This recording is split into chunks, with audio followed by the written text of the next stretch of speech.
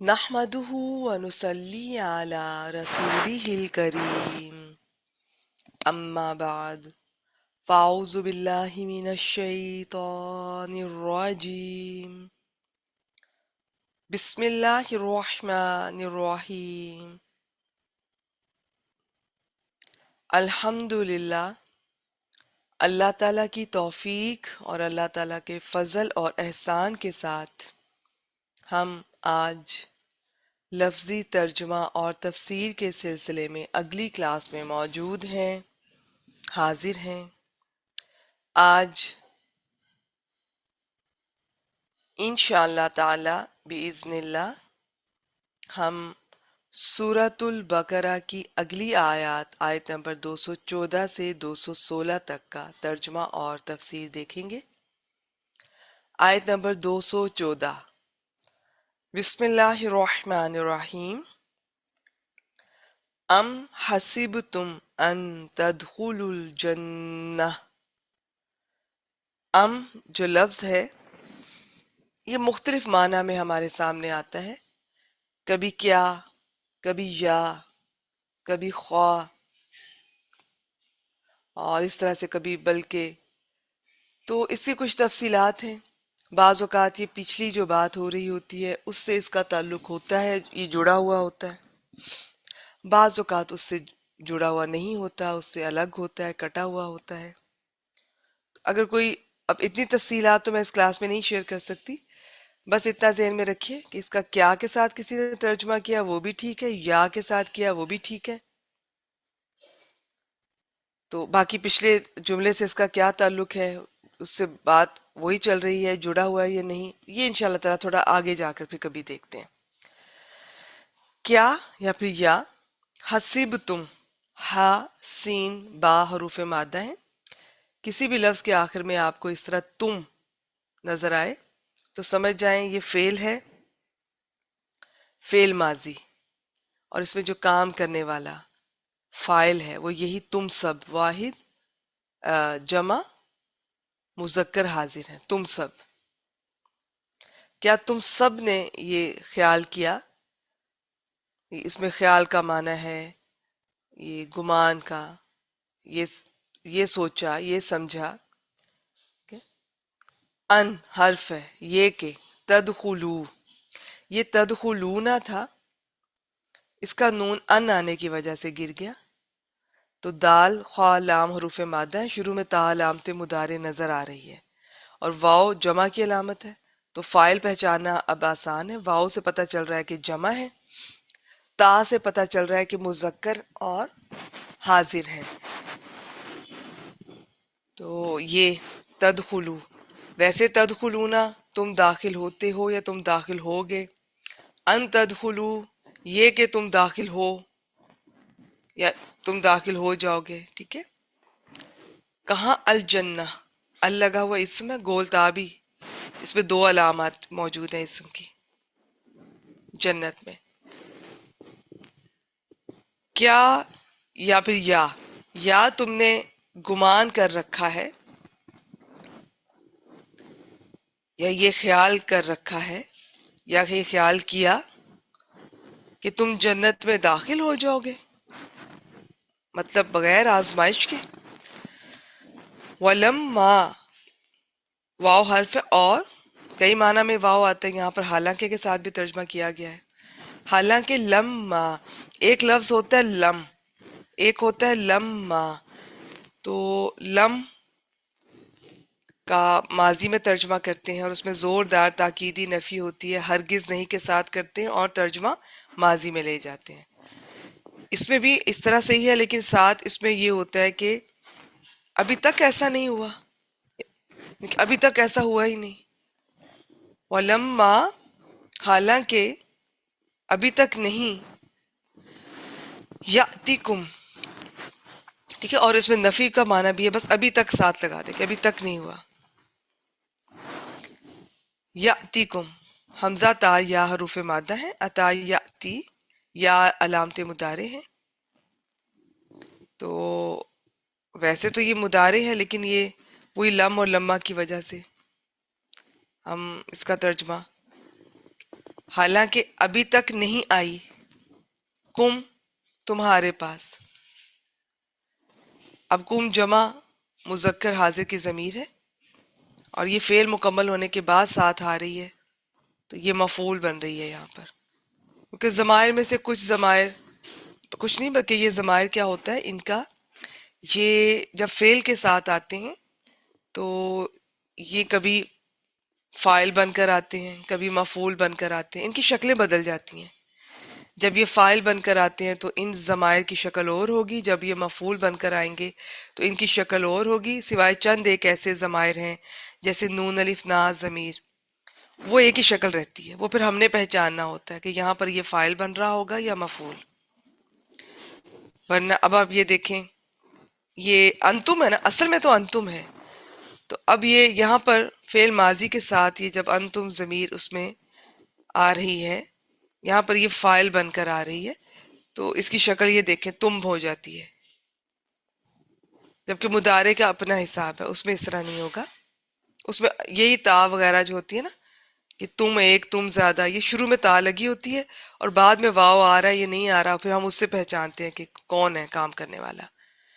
اب یہاں پر یاتی کم، اب یہ انتم سے کم ہو گیا، کم بھی انتم ہی ہے لیکن یہ اٹیچ ضمیر ہے. انتم لکھیں گے، الگ لکھیں گے تو انتم، جڑ کے آئے گی تو کم. اب کم جو ہے نا، یہ شکل، یہ اب یہ فائل کی نہیں ہوگی. تو بس اتنا ہی، ٹھیک ہے، تھوڑا تھوڑا بس اب اندازہ ہوتا جائے گا انشاءاللہ تعالیٰ آپ کو. تو اور اب حالانکہ ابھی تک نہیں آئی تمہارے پاس، کیا نہیں آئی؟ مثل الذین خلو من قبلکم، مثل اسم ہے، مثال، اور ان کی حالت کی، مثل ان کی حالت یا حالات، اس طرح سے اگر ترجمہ کریں گے تو آپ زیادہ سمجھ سکیں گے. میں آپ سے انشاءاللہ تعالیٰ بھی ایک دو ترجمے اس طرح شیئر کروں گی، تو جب آپ سنیں گے تو بالکل کلیئر ہو جائے گا یہاں پہ کیا بات ہو رہی ہے. یا تم نے گمان کر رکھا ہے کہ تم جنت میں داخل ہو جاؤ گے، حالانکہ ابھی تک تم پر ان لوگوں جیسے حالات نہیں آئے. یہ تمہاری حالت ان لوگوں جیسی نہیں ہوئی. اللہ زینہ، ان لوگوں جیسی، خلو جو، خلو خا لام اور واو حروف مادہ ہیں، واو الف آخر میں آ رہا ہے، پہلا حرف حرکت والا ہے، تو یہ ٹپیکل شکل فعل ماضی کی ہے، وہ گزر چکے. واو سے پتہ چل رہا ہے کہ وہ جمع ہے، یہ فعل ماضی میں وہ گزر چکے. یہ خالی سے، اس میں خالی کا معنی بھی ہوتا ہے بیسیکلی. تو جب کوئی زمانہ خالی ہو جاتا ہے، وہی خالی ہوتا ہے نا جو گزر چکا ہوتا ہے. تو اس میں اور بھی کئی معنی ہیں اس لفظ کے. مین قبلکم، مین حرف ہے، قبلکم دونوں اسم ہے، تم سے قبل، تم سے پہلے. اب ایک دو ترجمے سن لیجئے، انشاءاللہ تعالیٰ کلیئر ہو جائے گا. یا تم نے گمان کر رکھا ہے کہ تم جنت میں داخل ہو جاؤ گے، ذہن میں رکھیے گا، ان کے بغیر آزمائش کے، بغیر آزمائے، حالانکہ ابھی تک تم پر ان لوگوں جیسے حالات نہیں آئے جو تم سے پہلے گزر چکے. ایک اور ترجمہ، کیا تم یہ گمان کرتے ہو کہ تم یوں ہی، یعنی کہ بغیر آزمائش کے، جنت میں داخل ہو جاؤ گے، حالانکہ تم پر تو ابھی تک ان لوگوں جیسی حالت ہی نہیں بیتی جو تم سے پہلے گزر چکے. مست ہم، میم سین سین، مس کرنا، چھونا، مراد یہ کہ کوئی چیز چھوتی ہے، پہنچتی ہے، کوئی مصیبت، کوئی تکلیف. اور یہ لمبی تا تھی بیسیکلی. لمبی تا جو جزم کے ساتھ ہوتی ہے نا، یہ ساکن، یہ فعل کی علامت ہوتی ہے، فعل ماضی کی، اور اس میں کام کرنے والی ہوتی ہے عام طور پہ مؤنث. پھر آگے وہ تفصیلات ہیں، کوئی مؤنث ظاہر ہو جائے گی تو میں بتا دیا کروں گی، کوئی اگر کسی غیر عاقل کی جمع آئے گی تو وہ پھر مجھے بہت لمبا ایکسپلین کرنا پڑے گا، اور پھر پتہ نہیں آپ سمجھ پاتے ہیں ابھی کیا نہیں. تو بس اتنا ہی. تو مست، پہنچی ہم انہیں. اب یہ چھوٹی چھوٹی باتیں یہ ذرا ایکسپیرینس سے آئیں گی انشاءاللہ تعالیٰ. ہو سکتا ہے آپ کو لگے مست ہم میں ہم کیوں نہیں فائل، اگر وہ آپ لمبی تا جب اس طرح ضمیر کے ساتھ لکھتے ہیں تو وہ چھوٹی ہو جاتی ہے. اب اگر لمبی تا ذہن میں رکھیں مست، تو آپ کے ذہن میں رہے گا کہ اس کے اندر جو اس کا فائل ہے لمبی تا کا یاد رکھیے گا جب بھی نظر آئے. یہ ان 14 میں سے وہ 2 سیغوں میں سے ایک ہے جس کا فاعل اس کے اندر بھی ہو سکتا ہے کوئی مؤنث، ہی یا وہ ایک مؤنث، یا آگے بھی آ سکتا ہے. اب آگے آئے گا تو کوئی سمپل ہوگا سنگل تو میں بتا دیا کروں گی، نہیں تو جیسے یہاں پر جمع آ رہی ہے غیر عاقل کی، تو یہ پھر کبھی کبھی ٹائم ہوگا تو بتاؤں گی انشاءاللہ تعالی، شیئر کیا کروں گی اس طرح کے پوائنٹس بھی. تو اب اس میں یہ فائل نہیں ہو سکتا کام کرنے والا، ٹھیک ہے. ہوم، تو ہوم یہاں پر پھر وہ ہے جس کے اوپر کام ہو رہا ہے مفعول. پہنچی انہیں، کیا پہنچی؟ البأساء والضراء، دونوں پہ ال لگاؤ، دونوں اسم ہے. بأسا اس میں کیا ہے کہ سختی، خاص طور پہ جو بھوک سے ریلیٹڈ ہے، فقر و فاقہ، اس طرح کی سختیاں. اور یہ جو ہے الضراء، اس میں بھی ظاہر تکلیفیں دونوں میں ہی ہیں، سختیاں دونوں میں ہی ہیں. اس میں بیماری ذہن میں رکھیں، بیماری سے ریلیٹڈ، کوئی صحت سے ریلیٹڈ، کوئی جسمانی اس طرح سے بیماری، تکلیف، نقصان. تو یہ ایک طرح کی ہر طرح کی ہو گئی. اس میں یہ بھوک کی، مال کی، بس بھوک سے ریلیٹڈ زیادہ ہوتا ہے. فقر و فاقہ، بھوک، اور اس میں بیماری، یہ 2 مین ہیں. باقی ان کی بہت تفصیلات ہیں. اس کو، اس لفظ کو بھی الگ سے بہت لوگ مختلف طرح سے ایکسپلین کرتے ہیں، اس میں بہت سی تفصیلات لے آتے ہیں، اس میں بھی بہت سے لے آتے ہیں. یہ مین بس ذہن میں رکھیں کیونکہ یہ لفظ بہت بار قرآن مجید میں آپ کے سامنے آئیں گے. ہو سکتا ہے آپ کو سمجھ نہ آ رہی ہو کہ اس میں کیا ہے. سختی دونوں میں ہی ہے، تکلیف دونوں میں ہی ہے، لیکن تھوڑا فرق ہے. اچھا جی، انہیں سختیاں اور مصیبتیں پہنچی، اس طرح بھی ترجمہ کر لیتے ہیں بعض لوگ. اور ان کو تنگ دستی اور تکلیف پہنچی، یہ بھی ترجمہ بہت اچھا ہے. یا انہیں تو طرح طرح کی سختیاں اور تکلیفیں پہنچی، یہ بھی ٹھیک ہے. تو انہیں تنگی اور تکلیف، چلیں گے ایک بس آپ کر لیں. انہیں تنگی اور تکلیف پہنچی، جو آپ کو سمجھ آتی ہے. تو میں نے بتایا نا کہ ان ڈیپتھ جائیں گے تو تھوڑا اور اس میں تفصیلات ہیں. تو باقی بہت لوگوں نے ڈفرنٹ اپنے انداز میں اس کا کیا. باقی یہ تنگی کا ہی معنی ہے، اس میں تنگ ہو جاتا ہے انسان، اس کا جو رزق ہے، فقر و فاقہ، بھوک، تو یہ تنگی کے ساتھ کر لیں، یا چلیں سختی کے ساتھ بھی کرنا ہے. تو میں نے بتایا سختی تو دونوں میں ہی ہے، اور اس لفظ کا آپ یہ تکلیف کے ساتھ کر لیں، ٹھیک ہے. جیسے آپ کو یہ سارے ٹھیک ہیں، بہت مختلف طرح سے ان کے ترجمے ملیں گے. وَزُلْزِلُوا، زلزلے سے، ہلا دینے سے. آخر میں واو الف پہلا حرف حرکت والا ہے، فعل ماضی ہے. اور فعل ماضی پہ پہلی حرف پر اگر پیش آئے نا تو عام فعل ماضی نہیں ہوتا، معروف نہیں ہوتا، وہ مجہول ہوتا ہے. معروف مجہول کیا ہے؟ فاعل کے لحاظ سے فعل کی اقسام ہے. فاعل کا ذکر ہوگا تو معروف، نہیں ذکر ہوگا تو مجہول. عائشہ نے کھانا کھایا، یہ فعل ماضی معروف ہے. کھانا کھایا گیا، یہ مجہول ہے. اور ہلا دیے گئے، اور وہ ہلا دیے گئے. حتیٰ یہاں تک کہ یقولا، قاف واو لام حروف مادہ یا علامت مضارع ہے. ویسے ہے کہ وہ کہتا ہے، لیکن جس کانٹیکس میں بات ہو رہی ہے پھر حتیٰ کی بہت تفصیلات ہیں. تو فی الحال اتنا ہے کہ یہاں تک کہ کہنے لگا. کون؟ الرسول، ال لگا ہوا اسم ہے، رسول کہنے لگا، اس وقت کے جو بھی رسول تھے. اور یہاں آپ ترجمہ کہنے لگے کے ساتھ بھی کر سکتے ہیں، کیونکہ یہ صرف رسول نہیں، وہ لوگ بھی ساتھ کہنے لگے. تو میں نے آپ کو بتایا نا کہ 14 میں سے 2 صیغے ایسے ہوتے ہیں کہ جن کا جو فاعل ہوتا ہے ان کے اندر بھی آ سکتا ہے، اور باہر ظاہر اسم کی صورت میں بھی آ سکتا ہے. اب جب وہ باہر آتا ہے نا، آگے آتا ہے، تو وہ واحد بھی ہو سکتا ہے، وہ 2 بھی ہو سکتے ہیں، وہ جمع بھی ہو سکتے ہیں. تو لیکن یہ واحد ہی رہیں گے دونوں. یہ جو 2 صیغے ہیں نا 14 میں سے، یہ واحد کے ہی ہوتے ہیں، غائب کے ہوتے ہیں. بس ان میں سے فرق یہ ہے کہ ایک مذکر کا ہوتا ہے، ایک مؤنث کا ہوتا ہے. اب یہ مست یہ مؤنث کا گزرا، اور یہ جو ہے یہ مذکر کا. ہاں یہ ماضی کا ہے اور یہ مضارع کا ہے. تو 2 ماضی کے ہوتے ہیں مذکر اور مؤنث کے، 2 ہی مضارع کے ہوتے ہیں مذکر اور مؤنث کے. تو دونوں کی شکلیں ذرا ٹائم لگے گا، آ جائے گا، سب آ جائے گا انشاءاللہ اللہ کی برکت سے جتنا ضروری ہے. اللہ سے بس دعا کیا کریں، اللہ تعالیٰ آپ کو علم عطا کریں، نفع بخش علم عطا کریں، اور استقامت کی دعا مانگا کریں، اور حکمت کی دعا مانگا کریں. یہاں تک کہ کہنے لگے رسول والذین آمنوا، اور وہ لوگ جو ایمان لائے، معہ، اس کے ساتھ، اس رسول کے ساتھ. ٹھیک ہے، تو معہ یہ دونوں اسم ہیں. تو یہاں تک کہ رسول بھی اور وہ لوگ بھی جو اس کے ساتھ ایمان لائے کہہ اٹھے، پکار اٹھے، یا کہ انہیں اس طرح ہلا ڈالا گیا کہ خود پیغمبر اور ان کے ایمان والے ساتھی بھی یہ کہہ اٹھے، پکار اٹھے. کیا پکار اٹھے؟ متا نصر اللہ. متا کا مطلب ہوتا ہے کب. نصر اللہ یہ دونوں اسم ہیں، اللہ کی مدد. اب یہ ویسے تو ہے کب اللہ کی مدد، لیکن اس کا ہم ترجمہ اس طرح سے کریں گے اور تفصیل میں جائے بغیر کہ اللہ کی مدد کب آئے گی یا کب ہوگی. دونوں طرح سے ٹھیک ہے. آگے دیکھتے ہیں. اللہ. اچھا یہ جو ہے نا یہ اللہ، یہ بعض دفعہ قرآن مجید میں یہ جو خالی الف ہے، خالی الف کو الف کہتے ہیں، وہ الف جس پر زیر زبر پیش ہو سے حمزہ کہتے ہیں. یہ حمزہ اس کو الگ ترجمہ کیا جاتا ہے اور اس لا کا الگ کیا جاتا ہے. یعنی کیا نہیں،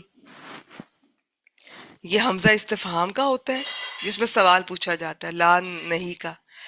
لا نافیہ جس کا ترجمہ نہیں سے کرتے ہیں. یہ دیکھیں میرا ایک ایک لفظ سے اتنا فرق پڑتا ہے. میں نے اس کو لا، اس کا نام لینا ہے، لا نافیہ کہنا ہے، اور لا نافیہ کا ترجمہ کرتے ہیں نہیں، نہیں جس میں نون غنہ آتا ہے. اور یہ دوسرا لا ناہیہ یا نہیں کا ہے، اس میں نون غنہ نہیں آتا، اس میں کسی کام کے نہ کرنے کا حکم دیا جاتا ہے. تو ایک ایک لفظ بہت احتیاط سے سمجھنا ہے، یاد کرنا، ادا کرنا. نہیں آتا تو نہ بولیں، کوئی بات نہیں. ویسے میں یہ بتا رہی تھی کہ اب اکٹھا بھی ایک لفظ ہے اللہ، اس کا مطلب ہوتا ہے اسے حرف تنبیہ کہتے ہیں. خبردار، سن لو، جان لو، آگاہ رہو، ہوشیار ہو جاؤ. کسی کو نا کانشیس کرنے کے لیے کہ بہت خاص بات آ رہی ہے، الرٹ کرنے کے لیے لفظ آتا ہے. اور کبھی کبھار قرآن مجید میں یہ ان کو اکٹھا نہیں کاؤنٹ کرتے، الگ الگ ہوتا ہے. تو یہ آپ کو پتہ چل جائے گا جہاں وہ آئے گا اور جہاں یہ آئے گا، زیادہ اسی کا استعمال ہے. خبردار. یا دیکھتے ہیں ابھی. انا حرف تاکید، بے شک یقیناً، نصر اللہ اللہ کی مدد، قریب، اس میں آخر میں تنوین ہے، قریب ہے. چلیں جی، یہ تو ہوئی ہماری لفظوں پر بات، اور اب ہم تھوڑی تفصیل دیکھتے ہیں. البأسا، اس سے مراد لکھ لیجئے چاہے آپ، یہ بہت استعمال ہے قرآن مجید میں، ان دونوں لفظوں کا ہی ساتھ ساتھ آئیں گے. اس سے مراد فقر و فاقہ ہے بیسیکلی. چونکہ اس کی اور بھی بہت سی تفصیلات ہیں، اس لیے اس کا ترجمہ مختلف طرح سے، کوئی کسی طرح سے کرتے ہیں، کوئی کسی طرح سے. تو وہ سب چیزیں اس میں آتی تو ہیں، لیکن بیسیکلی جو زیادہ مراد ہے، لکھ لیں فقر و فاقہ، بھوک. اور الضراء، اس سے مراد بیماری، جسمانی تکلیف. اور زلزلوں سے مراد سخت ہلائے گئے.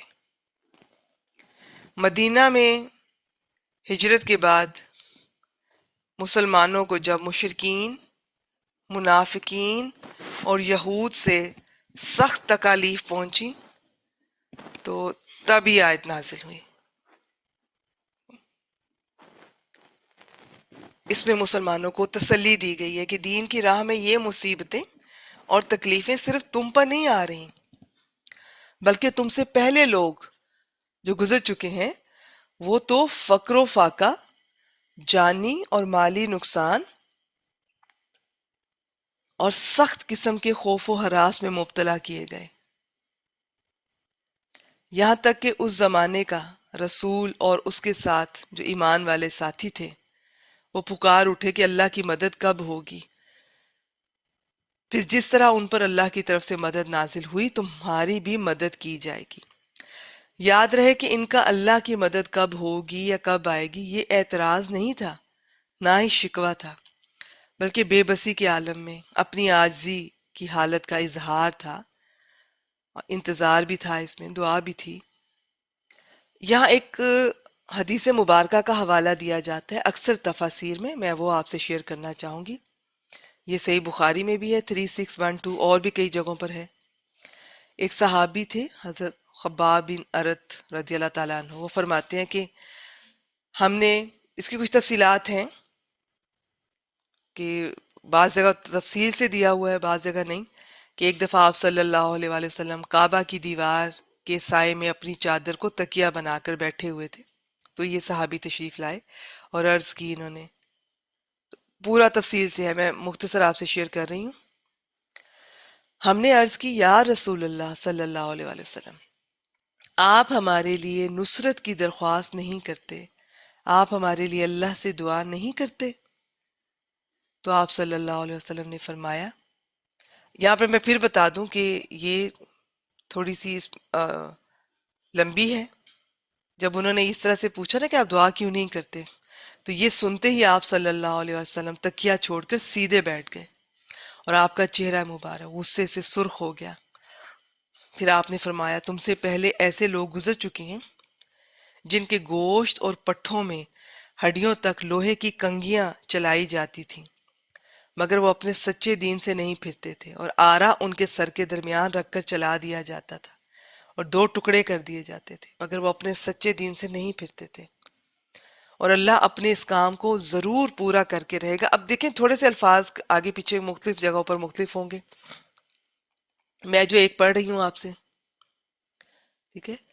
تو پھر آپ نے یہ فرمایا، اللہ کی قسم یہ کام ضرور مکمل ہو کے رہے گا، یہاں تک کہ سوار آپ نے دو جگہوں کے نام لیے، وہاں سے وہاں تک چلے گا اور اسے اللہ کے سوا کسی کا ڈر نہیں ہوگا، یا اسے اپنی بکریوں سے متعلق بھیڑیے کا خوف ہوگا، لیکن تم ایسے لوگ ہو کہ بہت جلدی کرتے ہو.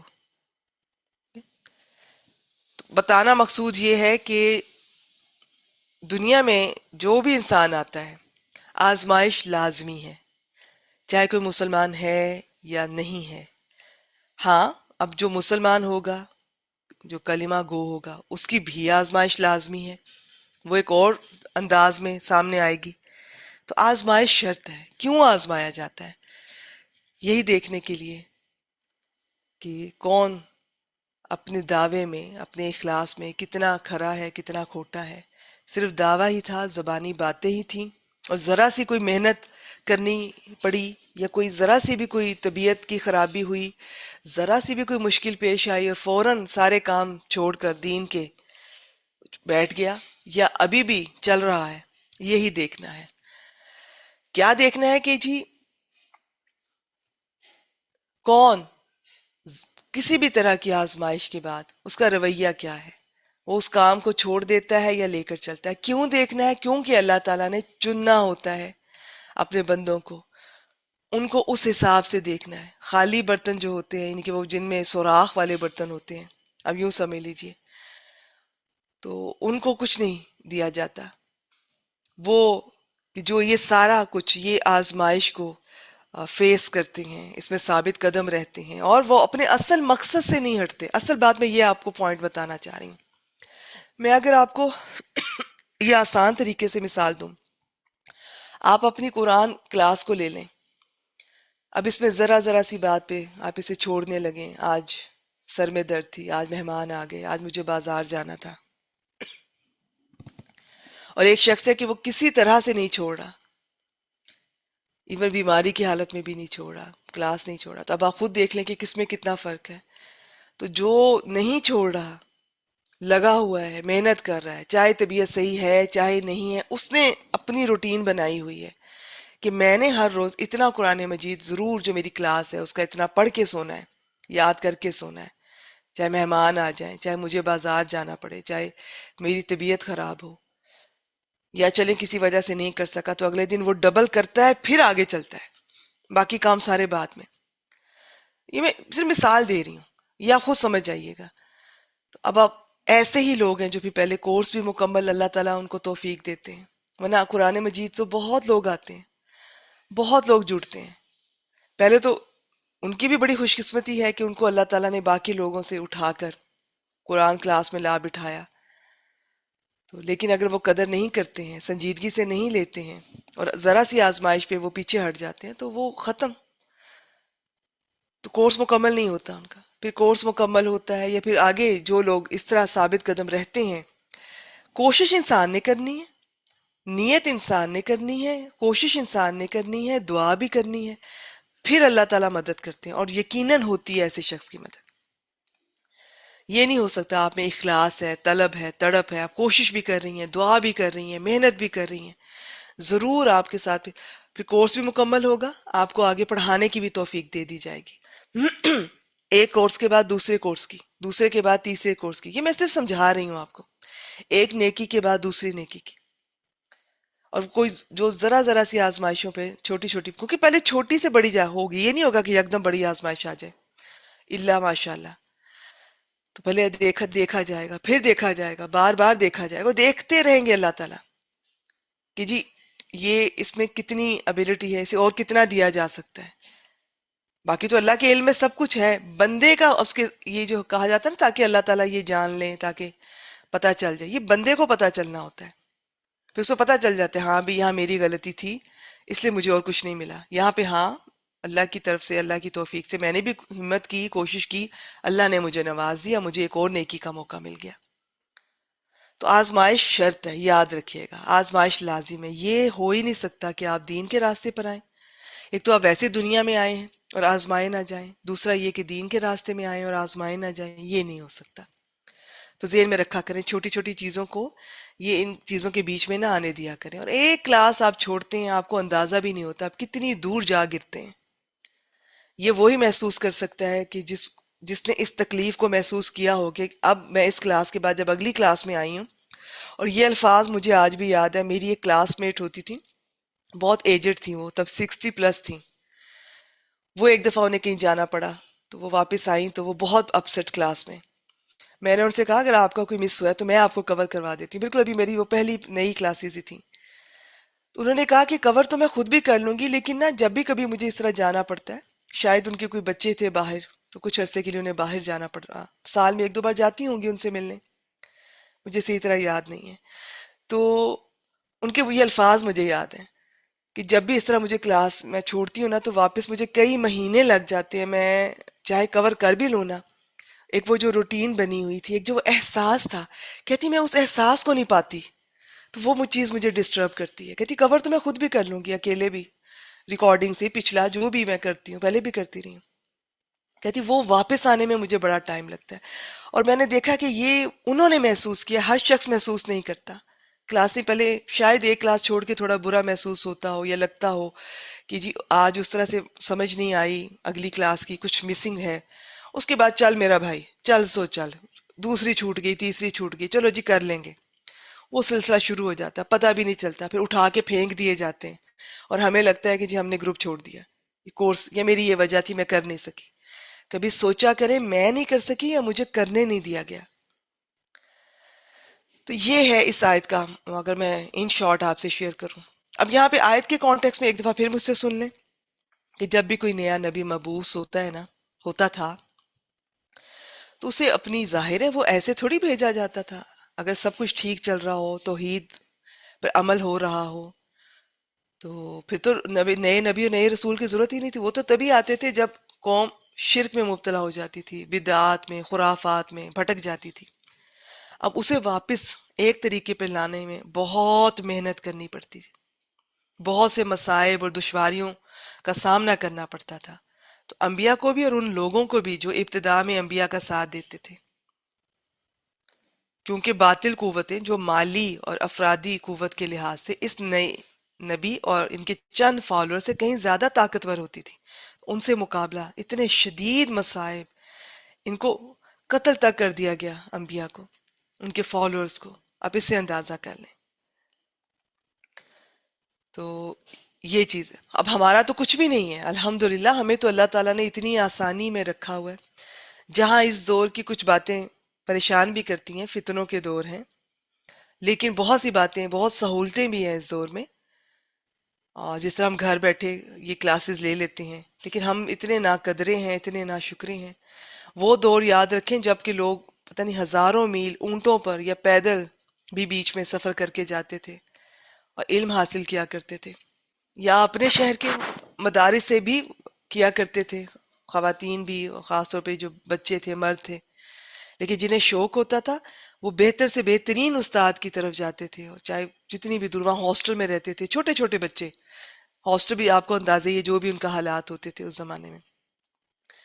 میں کچھ یہ اہل علم کے پڑھ رہی تھی، مجھے نام اس طرح سے ایگزیکٹ یاد نہیں وہ کن کا واقعہ تھا، لیکن وہ اپنے بتا رہے تھے کہ آپ صرف کسی ایک اہل علم کا واقعہ پڑھ لیں، ان کا بچپن کیسے گزرا، کس طرح ایک جوڑے میں وہ دن گزارتے تھے، بھوک کے ساتھ بھی، سردی گرمی کس طرح وہ برداشت کر کے سہ کر انہوں نے علم حاصل کیے، اور بعد میں جو اللہ نے عزتیں دی ہیں، جو ان سے کام لیا گیا ان کے زمانے میں بھی اور ان لوگوں کے بعد میں بھی، ان کی کتابیں آج تک ہم لوگ پڑھ رہے ہیں، پڑھائی جا رہی ہیں. یہ کون ہے جو ان کا نام زندہ رکھتا ہے، ان کی محنتوں کو زندہ رکھتا ہے؟ اللہ.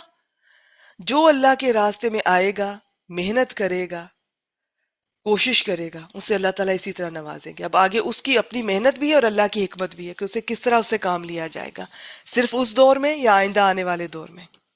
آپ کو کبھی موقع ملے صرف امام بخاری، یہ جو صحیح بخاری کے ہیں، آپ ان کی لائف ہسٹری پڑھ لیں. میری بڑی خواہش ہے کہ میں انشاءاللہ تعالیٰ، مجھے ابھی صحابہ بھی کچھ ان کی بھی رہتے ہیں، کچھ نہیں بہت سے رہتے ہیں، اور یہ جو اتنے بڑے بڑے اسکالرز گزرے ہیں یہ بھی میں آپ لوگوں کو بتا سکوں.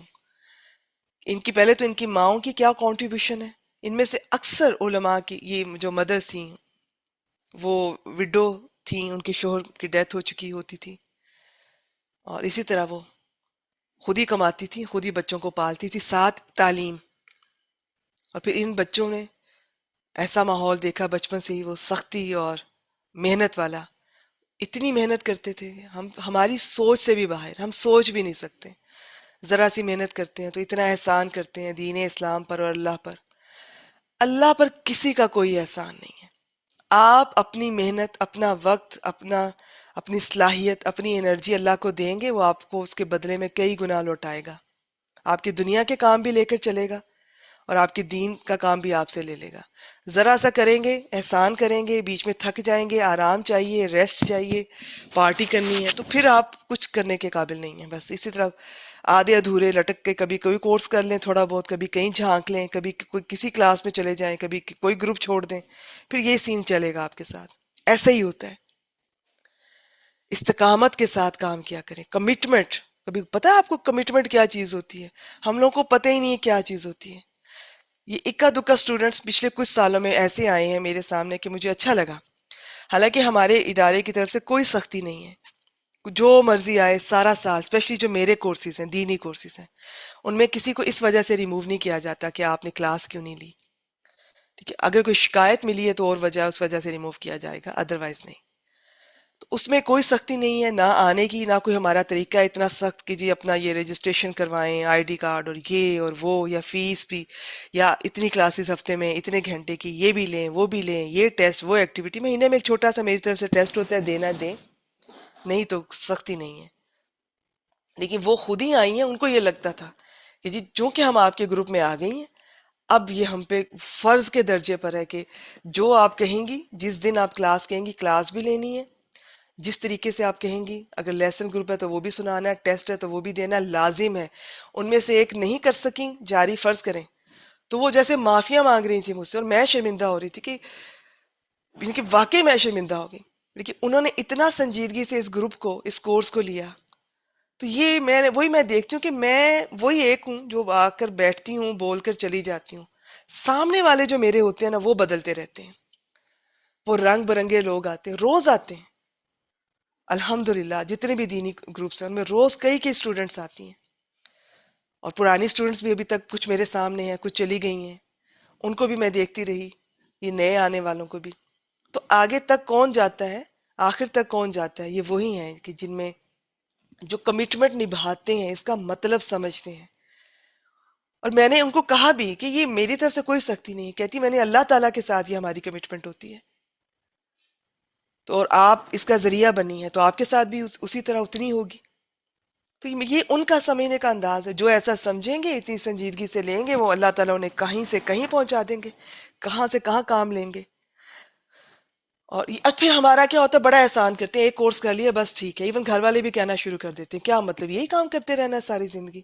بھی ساری زندگی کھا سکتے ہیں، پی سکتے ہیں، لڑائیاں کر سکتے ہیں، گوسپ کر سکتے ہیں، نوکریاں کر سکتے ہیں، کھانے پکا سکتے ہیں، قرآن مجید کیوں نہیں پڑھ سکتے؟ کیوں نہیں پڑھا سکتے؟ پھر تھوڑا سا ایک کورس کر لیں گے، اب بھی مجھے ریسٹ چاہیے.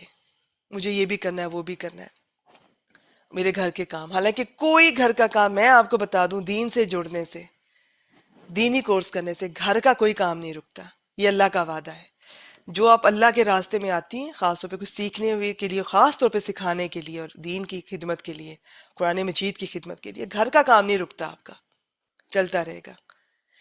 یہ بس اسی طرح ہوتا ہے، بس کر لیا کورس، ٹھیک ہے، اب دوسرا کبھی کر لیں گے. اور اتنا بھی کیا محنت کی ضرورت ہے؟ اتنی محنت تھوڑی، انسان اتنی محنت کے لیے تھوڑی بھیجا گیا ہے. اب ایک یہ بھی نیا فلسفہ ہے لوگوں کا کہ انسان کو اتنی محنت کے لیے بنایا ہی نہیں گیا، اس کا تو ڈیزائن ہی اس طرح کا نہیں ہے. بیچ میں عیش بھی کرو، انجوائے بھی کرو، دنیا بھی انجوائے کرو. جی بالکل، اسلام اس چیز سے نہیں روکتا. اچھا کھائیں، اچھا پہنیں، آپ گھومیں پھریں، فیملی والوں کو ٹائم دیں، لیکن وقت ضائع نہ کریں. اب ان سارے کاموں کو اگر تو آپ یہ سارے کام کرتے ہوئے اللہ تعالیٰ کے شکر گزار بھی ہیں اور یہ کام کرتے ہوئے بھی اللہ تعالیٰ آپ کو یاد ہے، تو پھر ٹھیک ہے. لیکن آپ ادھر سے کورس کیا تو ٹھیک ہے، کورس چھوڑ کے پھر وہی دنیا میں آ گئے. بھی دنیا بھی تو انجوائے کرنی ہے. بھی دنیا انجوائے کرنے کی بھی تو ڈیفینیشن ہوتی ہے نا. زندگی میں کبھی کوئی بات اگر آپ کو سمجھ نہ آئے کہ جی اس کو کیسے کرنا ہے، ایک اسکالر یہ کہہ رہے ہیں، دوسرے عالم یہ کہہ رہے ہیں، آپ صرف دیکھا کریں کہ نبی اکرم صلی اللہ علیہ وسلم کیا کیا کرتے تھے، بس آپ کو خود ہی جواب مل جائے گا. کسی سے پوچھنے کی ضرورت نہیں ہے. ان سے زیادہ بیزی کوئی ہو ہی نہیں سکے گا. گھر بھی چل رہے تھے، فیملیز کو بھی ٹائم دے رہے تھے، ساتھ یہ جنگیں بھی چل رہی ہیں، اور کیا، اور یہ دین کا کام، یہ وفد آ رہے ہیں، ان کے ساتھ ڈیل کر رہے ہیں. کسی کو صحابہ کی ٹیم کو ادھر بھیج رہے ہیں، کبھی ادھر بھیج رہے ہیں، کبھی کسی بادشاہ کے پاس، کبھی کسی ملک میں، کبھی کسی شہر میں، کبھی کسی بستی میں، کبھی جنگ بیچ میں آ گئی، کبھی سب اکٹھے ہو کر ادھر نکل جاتے ہیں. اور کئی کئی ہفتوں کا، دنوں کا سفر ہوتا تھا جنگوں میں. یہ تھوڑی کہ یہ گئے اور یہ آئے. ان کا یہ تھوڑی تھا کہ میں نے اتنا کام کر لیا، اب تھوڑا ریسٹ، کوئی پارٹی ہونی چاہیے، کوئی بیچ میں کوئی. نبی اکرم صلی اللہ علیہ وسلم اور صحابہ کرام اس قسم کی کوئی سوچ ہی نہیں تھی. ہم لوگوں کا یہ ہے کہ اگر کوئی اول تو دین کی طرف آئیں گے نہیں، آئیں گے تو آدھے ادھورے لٹکے ہوئے، اور زیادتی کریں گے دین کے کورس کے ساتھ، ان چیزوں کے ساتھ. لیکن انڈائریکٹلی اور ڈائریکٹلی چاہے کسی بھی طرح آپ سمجھ لیں، زیادتی ہم اپنے ساتھ ہی کرتے ہیں. اللہ کے ساتھ اور اللہ کے دین کے ساتھ کون زیادتی کر سکتا ہے؟ کوئی بھی نہیں. تو پھر تھوڑا سا کریں گے، پھر احسان کریں گے، پھر یہ ہمارا رویہ ہی ٹھیک نہیں ہے. دنیا کے کاموں میں ہم انتھک محنت کرتے ہیں. ہمارا کوئی شوق ہے، پیشن ہے، ہابی ہے، کوئی جاب ہے، گھر پہ کوئی کام کر رہے ہیں، باہر کر رہے ہیں، پاگلوں کی طرح کریں گے. تب ہم 9 to 5 نہیں دیکھتے ہیں. اوور ٹائم بھی کریں گے، کرتے رہیں گے، نیند میں سے نکالیں گے، آرام میں سے نکالیں گے، لوگوں سے ملنا چھوڑ دیں گے. دین کے کام پر آ کے، دین کے کورس پہ آ کے پھر ہمیں آسانیاں چاہیے، نرمیاں چاہیے. چلیے کم از کم زندگی میں ایک بار اتنا تو علم حاصل کریں. قرآن مجید، آپ کو پتہ ہے کہ ہر مسلمان مرد اور عورت پہ دین کا علم فرض ہے. یہ دنیا کا علم نہیں، اس میں یہ دین کا علم. دنیا کا علم بھی حاصل کریں، کوئی نہیں روکا گیا آپ کو، لیکن دین کا علم اتنا ضرور حاصل کریں. آپ کو پتا تو ہو دین کیا ہے، قرآن مجید میں کیا کہا ہے اللہ نے، حدیث میں کیا بات ہے. اور اس میں بعض علماء کہتے ہیں اس میں یہ نہیں ہے کہ خالی ترجمہ تفسیر سے بس پڑھ لیا. اس میں کم از کم آپ کو قرآن مجید بغیر ترجمے کے اس کی عبارت سے پڑھنا آنا چاہیے. چلے میں کہتی ہوں کوئی بات نہیں، ترجمے سے کر لیں، کریں تو صحیح. چلیے جی، یہ بات پھر بہت لمبی ہو جائے گی. اس آیت کریمہ میں یہی تھا. اور ہاں، اس حدیث، یہ جو یہ آیت اور یہ حدیث آپ سے شیئر کی، اس میں مسلمانوں کے لیے بشارتیں بھی ہیں. مثلا یہ کہ کافروں کی جو تکلیفیں وہ دے رہے ہیں، پہنچا رہے ہیں، اس کا دور ان قریب ختم ہونے والا ہے. پھر تمہاری اپنی حکومت قائم ہوگی جس میں ہر ایک کو پرامن زندگی بسر کرنا میسر آئے گی. کسی چور، ڈاکو، لٹیرے کو یہ جرت نہ ہوگی کہ وہ ایک دوسرے کے مال کی طرف نظر بھر کے بھی دیکھ سکے. اب ہم چلتے ہیں اگلی آیت کریمہ، آیت نمبر 215. بسم اللہ الرحمن الرحیم. یسألونک ماذا ینفقون. قرآن مجید میں یہ انداز کئی بار ہمارے سامنے پیچھے بھی گزرا ہے، سورۃ البقرہ میں کئی بار. یسألون، وہ سوال کرتے ہیں. سین حمزہ لام حروف مادہ ہے، فعل مضارع ہے. کا، یہ زبر والا کا جو آخر میں لگا ہوا ہے. تو یسألون کا فاعل واو سے پتہ چل رہا ہے جمع ہے، یا سے پتہ چل رہا ہے مذکر اور غائب. وہ سوال کرتے ہیں. تسألون ہوتا تو تم سب سوال کرتے ہو. ٹھیک ہے، اب یہ فعل ختم ہو گیا، بعد میں یہ کاف ضمیر آئی ہے، اور یہ وہی ہے انتا. الگ سے آئے گی تو انتا، جڑ کے آئے گی تو یہ مفعول بن رہا ہے. وہ سوال کرتے ہیں آپ سے، آپ صلی اللہ علیہ وسلم سے. کون؟ یہاں پہ صحابہ کرام. زیادہ تر انہی کے سوالات ہیں قرآن مجید میں. ماذا کیا یا کیا کچھ، یونفقون وہ خرچ کریں، یہ بھی فعل مضارعی ہے، نون فا قاف سے، آخر میں واو نون، شروع میں یا علامت مضارع. وہ خرچ کرتے ہیں یا وہ خرچ کریں گے. تنفقون ہوتا تم سب خرچ کرتے ہو یا تم سب خرچ کرو گے، دونوں طرح سے ترجمہ کر سکتے ہیں مضارع کا، حال میں بھی مستقبل میں بھی. ماذا ينفقون کیا یا کیا کچھ وہ خرچ کریں. کل کہہ دیجئے فعل امر ہے. ما یہ ما با مانا جو. اچھا، اور میں یہ بھی بتا دوں کہ اس طرح من کئی طرح کا ہوتا ہے، ما بھی کئی طرح کا ہے. اس طرح من ایک شرطیہ ہوتا ہے، ما بھی شرطیہ ہوتا ہے. کیسے پتہ چلتا ہے؟ ان کے آگے ایک فا آتا ہے. لیکن بس اتنا ہی، اس سے زیادہ نہیں. ترجمہ اس کا ہم نے جو کے ساتھ ہی کرنا ہے، چاہے ان میں شرط بھی ہو. انفقتم، اب آخر میں تم آ رہا ہے تو فعل ماضی ہے اور یہی فاعل ہے. جو بھی تم نے، ویسے ہے تم نے خرچ کیا، لیکن یہ ماں میں نے اس لیے بتایا کہ یہ ماں شرطیہ ہے کہ اب اس کا ترجمہ ماضی میں نہیں کریں گے. جو بھی تم خرچ کرو، اور اگر آپ کو نہیں پہچانا جا رہا نا فعل یہ ماں کہ یہ شرطیہ ہے، کوئی بات نہیں، بس جو کے ساتھ کر لیں، نیچے لکھا ہوگا ترجمہ. شروع میں کچھ سال آپ ترجمے والے قرآن سے تلاوت کیا کریں.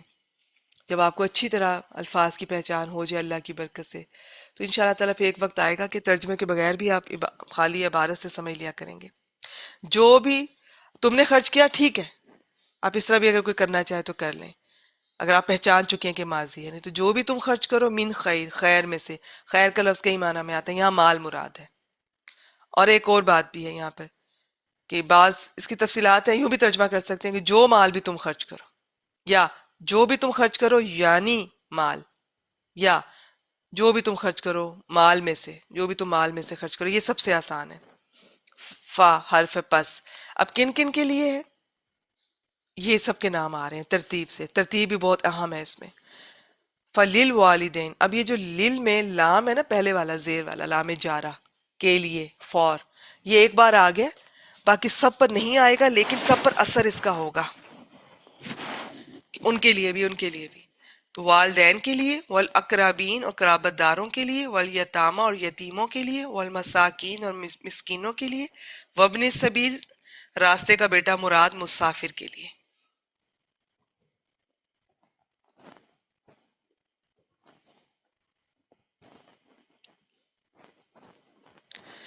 وما تفعلوا من خیر، سیم اسی طرح.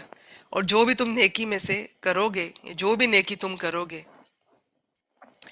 اچھا جی، یہاں پر یہ تفعلوا یہ کیا تھا؟ یہ پیچھے تو ماں کے بعد وہ آ گیا تھا نا، ماں انفقتم، تو وہ تو ماضی تھا. ماضی تو سیم رہتا ہے نا، اس میں کوئی تبدیلی نہیں آتی. وہ چیز جس میں کوئی تبدیلی نہیں آتی اسے مبنی کہتے ہیں. عربی میں یہ گرامر کی ٹرمینالوجی ہے، اس کی تفصیلات ہیں.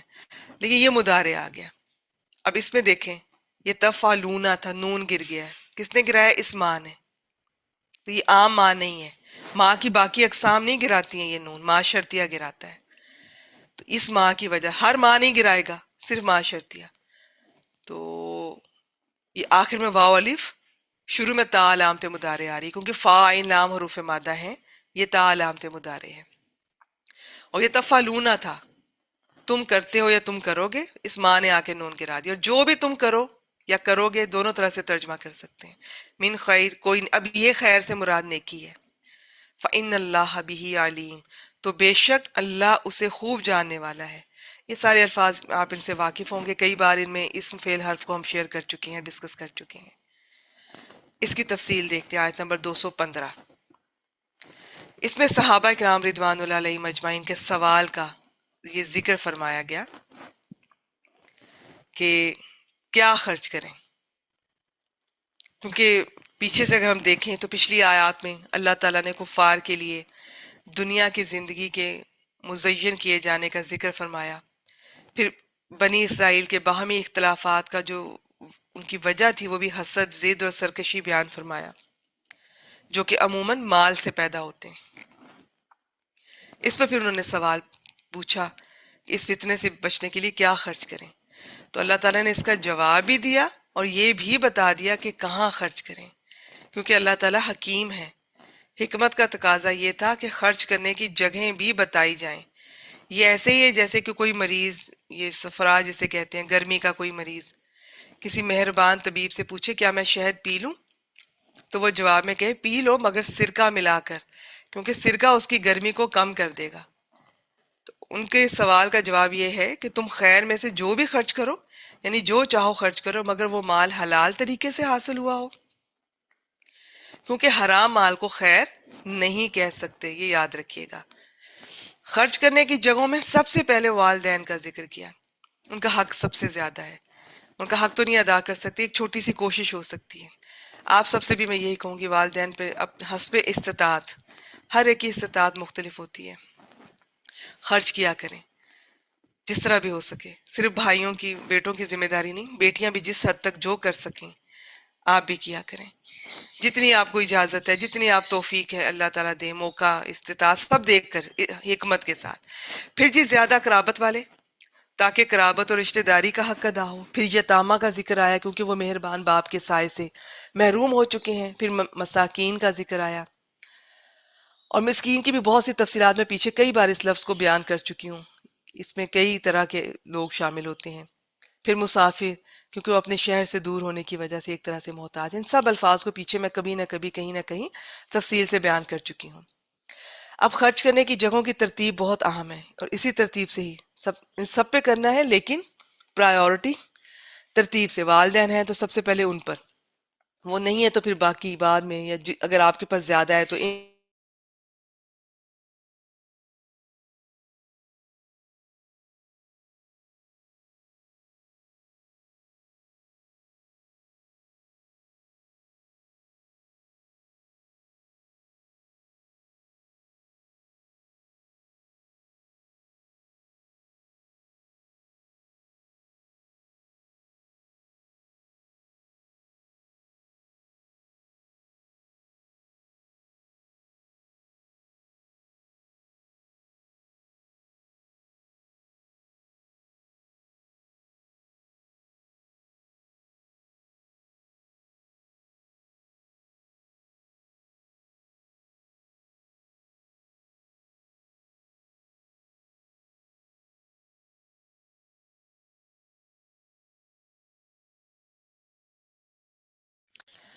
جی، یہ میرا خیال ہے میری طرف کوئی نیٹ ورک کا ایشو ہوا ہے، میں یہ دوبارہ سے شیئر کرتی ہوں۔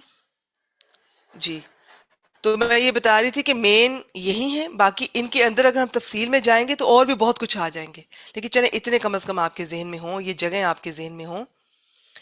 تو باقی کچھ علماء کہتے ہیں کہ یہی وہ جگہ ہیں جہاں خرچ کرنا چاہیے۔ اب مسلمان دیکھ لیں، میں اور آپ اپنا اپنا جائزہ لیں کہ ہمارا جو خرچ ہے، اپنا تو دیکھیں سب کا ہوتا ہے نا، ذاتی، گھر کا، کچن کا، کھانا پینا، لباس، اس سے ہٹ کر جو آپ باقی خرچ کرتے ہیں تو ان جگہوں پر کرتے ہیں، یا دنیا کی کچھ اور جگہ ہیں اپنے شوق پر، ہابی پر، وہ کون سی ہیں؟ کیا وہ قرآن اور حدیث کی روشنی میں صحیح ہیں، جائز ہیں یا نہیں؟ یہ اب آپ لوگ خود دیکھ لیجئے۔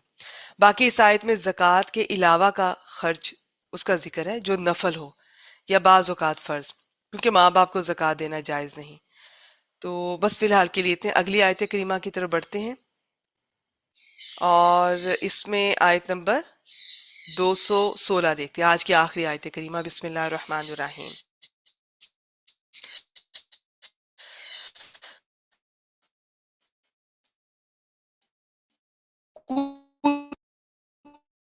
کتب علیکم،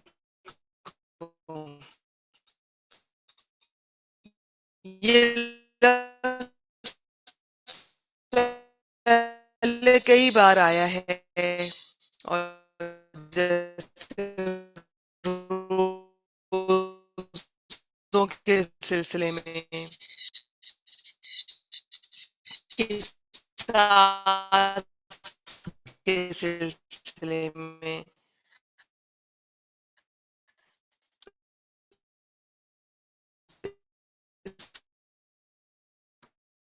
تو مطلب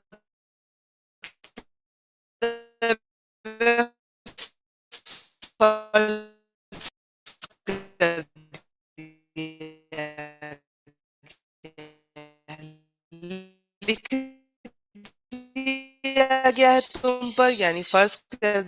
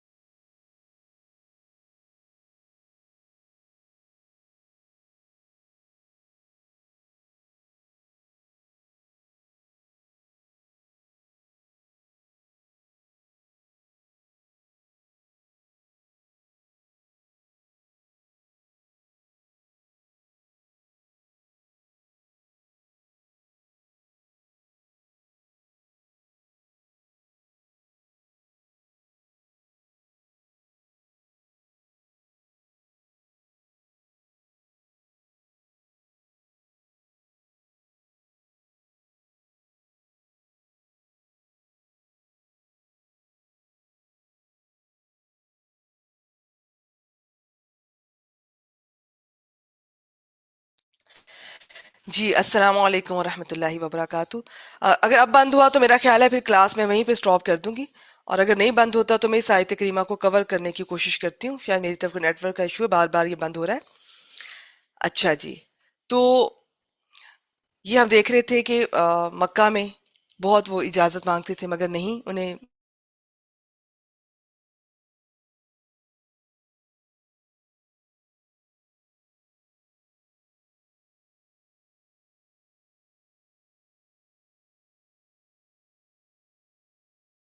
ہوتے ہیں، کمزور بھی ہوتے ہیں۔ خیر، تو اب یہاں پر اس کی تفصیلات ہے، پہلے میں آیت کریمہ آپ سے شیئر کر دوں۔ تم پر جنگ کرنا یا لڑنا لکھ دیا گیا ہے، حالانکہ وہ تمہیں سراسر ناپسند ہے یا اگرچہ وہ تمہیں ناپسند ہو، دونوں طرح سے ترجمہ کیا گیا ہے۔ وہ عسا، اور یہ عسا کا مطلب ہوتا ہے، اس میں امید ہے کا معنی بھی ہوتا ہے، قریب ہے کا معنی بھی ہوتا ہے، ہو سکتا ہے، ٹھیک ہے، اس طرح سے بھی کیا جاتا ہے۔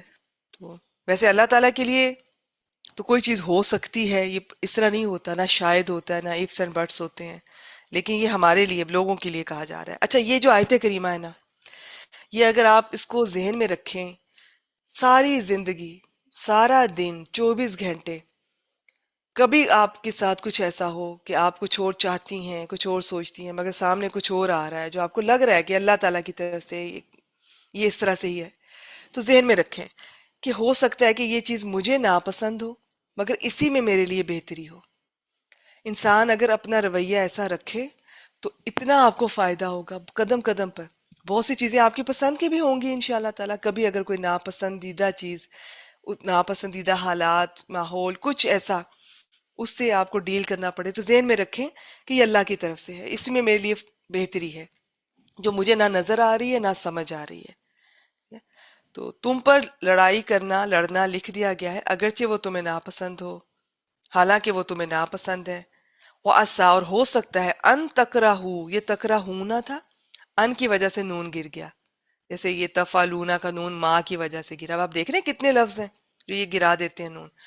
ویسے تم ناپسند کرتے ہو یا تم ناپسند کرو گے، ان تکرہو، تم ناپسند کرو، ہو سکتا ہے کہ تم ناپسند کرو، شیئا، کسی چیز کو، واہوا، اور وہ خیرن، بہتر ہو، لکم، تمہارے لیے۔ تو یہ ہوا، خیرن، یہ دونوں اسم ہے، لکم میں یہ لام جارہ ہے، ضمیر کے ساتھ آ رہا ہے تو زبر کے ساتھ آ رہا ہے۔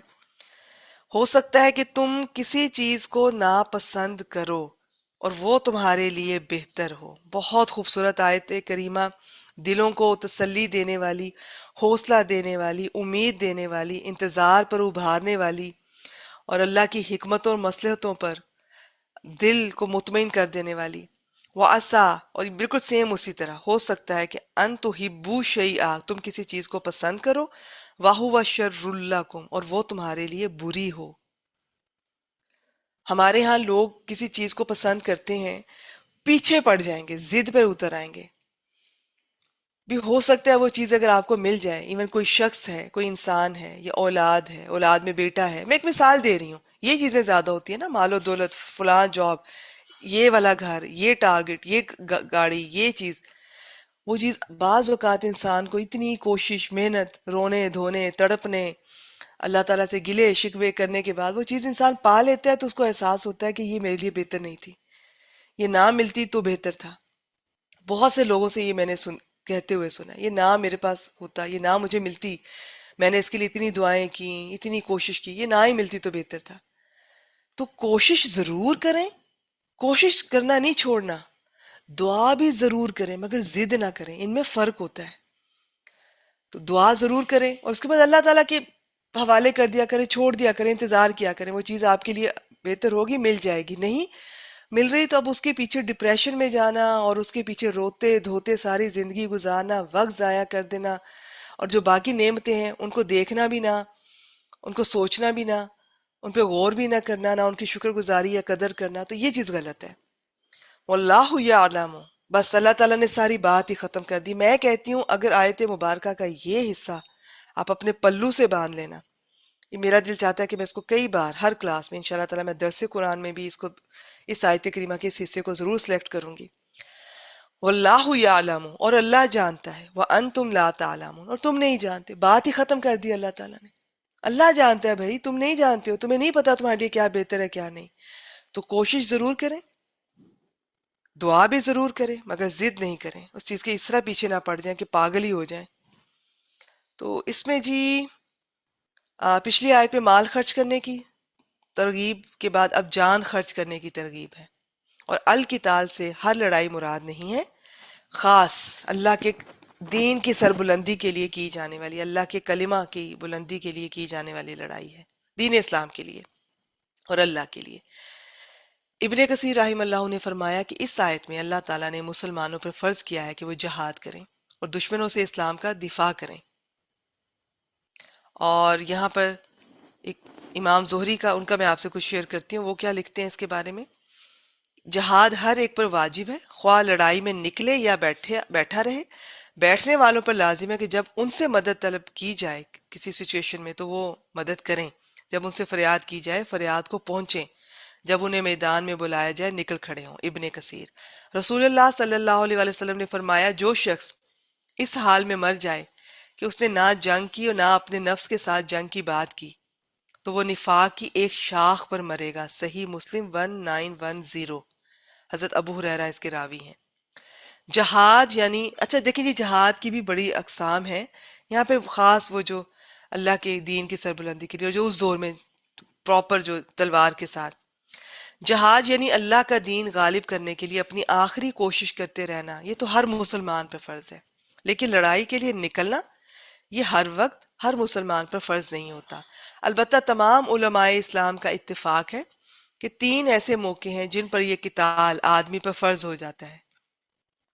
نمبر 1، جب امام، اچھا یہ جہاد اور قتال میں فرق ہے. جب قتال کا لفظ آئے تو پھر تو ظاہر ہے یہ عام طور پہ یہ تلوار کے ساتھ.